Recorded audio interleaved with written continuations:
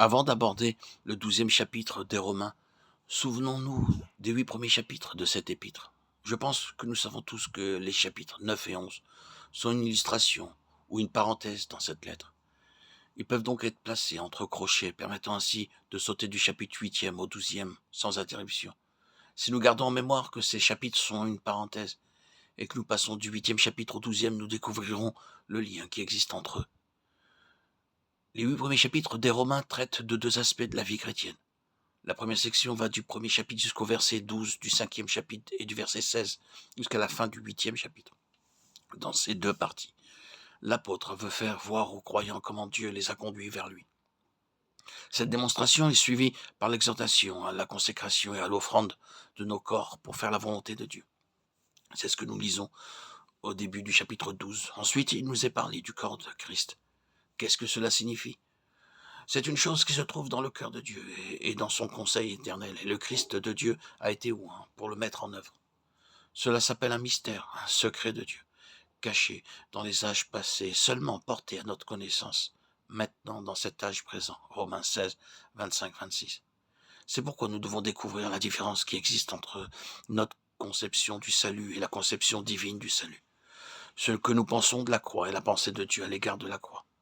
Ce que nous pensons du Saint-Esprit et ce que Dieu pense du Saint-Esprit, ce que nous pensons des expériences spirituelles et la pensée de Dieu à ce même sujet. Nous croyons que la croix est le centre et la plus importante œuvre de Dieu. Loué soit Dieu, cela est vrai, mais nous devons nous souvenir que la croix est le moyen de parvenir à une fin. La croix n'est pas une fin en elle-même. Le divin moyen, c'est la croix, mais la finalité divine, c'est le corps.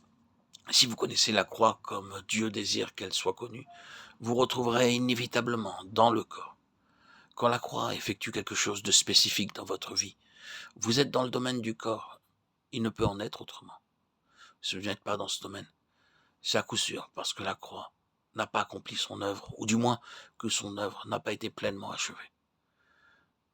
Qu'est-ce que cela signifie ? De nos jours, la sainteté personnelle est très recherchée par certains croyants. C'est vraiment très précieux. La victoire dans nos vies est aussi une chose désirable. Il en est de même du salut. Loué soit Dieu pour le salut. Loué soit-il pour le pardon de nos péchés, pour notre justification devant sa face et pour la délivrance de la puissance du péché. Mais souvenons-nous que Dieu n'a pas seulement déterminé de nous sauver et de nous accorder des expériences spirituelles, comme la délivrance personnelle et une vie victorieuse. La sanctification personnelle et ainsi de suite, tout cela pour que nous soyons des centaines et des milliers de chrétiens individuels, des unités séparées, toutes pourvues d'un tel cœur pour Dieu. Ce n'est pas ce que Dieu cherche. Il se peut que les enfants d'Abraham soient comme le sable du bord de la mer, mais ils ne sont pas chrétiens. Le Seigneur n'a jamais désiré que les chrétiens soient des unités séparées.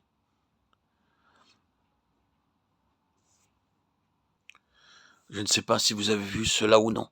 Il est très facile d'en parler. Je pouvais le faire autrefois.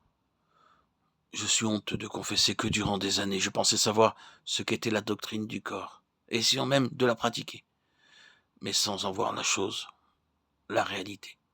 Lire un guide de voyage au sujet de Londres ne remplacera jamais une visite dans cette ville. Apprendre la cuisine dans un livre ne pourra pas remplacer la chaleur des fourneaux. De même, la connaissance de la doctrine du corps de Christ ne remplacera pas la vision. Toute la difficulté aujourd'hui réside dans cela.